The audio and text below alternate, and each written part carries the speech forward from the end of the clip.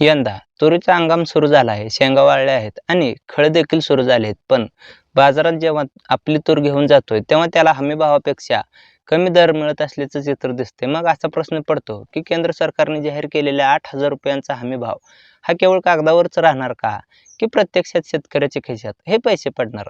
अनेकदा असं होतं, की भाव वाढण्याची वाट पाहत आपण माल साठवून ठेवतो आणि ऐनवेळी भाव पडतात किंवा घाईघाईत माल विकतो आणि नंतर तेज येते.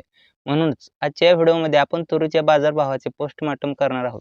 यामध्ये आपण केवळ स्थानिक बाजारच नाही, तर म्यानमारपासून आफ्रिकेपर्यंतच्या जागतिक घडामोडी, केंद्र सरकारची 100% खरेदी योजना आणि तुमची विक्रीची नेमकी रणनीती काय असावी यावर सविस्तर चर्चा करणार आहोत.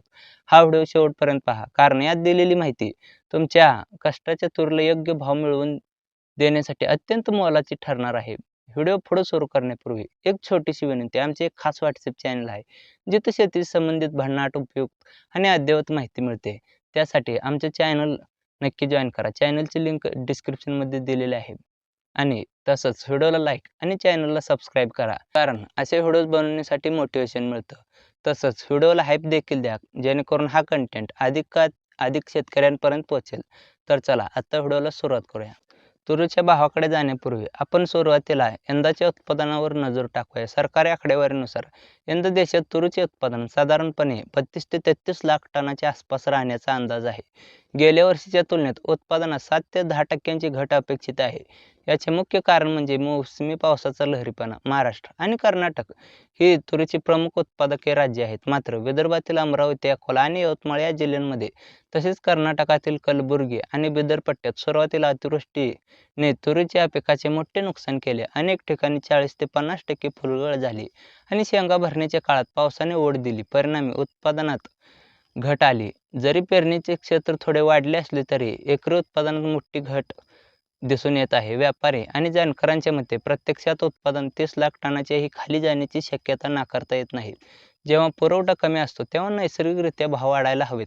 पण सध्या आयात आणि जुना साठा यामुळे बाजारात काहीसा दबाव पाहायला मिळत आहे. मात्र ही परिस्थिती तात्पुरती असून फेब्रुवारीनंतर बाजार चित्र बदलण्याची दाट शक्यता आहे.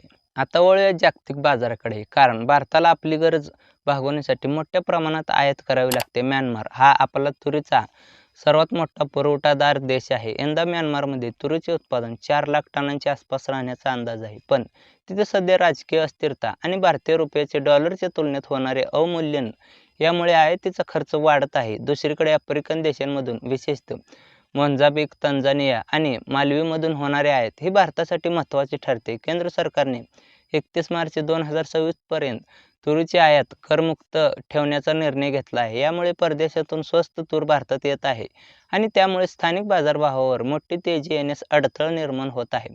म्यानमारमधून येणाऱ्या तुरीचा भाव सध्या हमीभावापेक्षा काहीसा कमी असल्याने व्यापारी स्थानिक तुरीला जास्त भाव द्यायला तयार नाहीत. पण इथे एक गोष्ट लक्षात घेण्यासारखी आहे, की जागतिक स्तरावर देखील तुरीचा साठा मर्यादित आहे. म्यानमारने फेब्रुवारी 2026 नंतर नवीन माल येईल असे संकेत दिले आहेत. तोपर्यंत भारतीय शेतकऱ्यांकडे बाजार आपल्या हातात घेण्याची संधी आहे.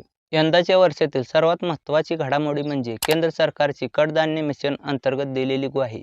अर्थमंत्र्यांनी जाहीर केल्याप्रमाणे केंद्र सरकार यंदा शेतकऱ्यांकडून 100% तूर हमीभावाने म्हणजेच ₹8,000 प्रति क्विंटलने खरेदी करणार आहे.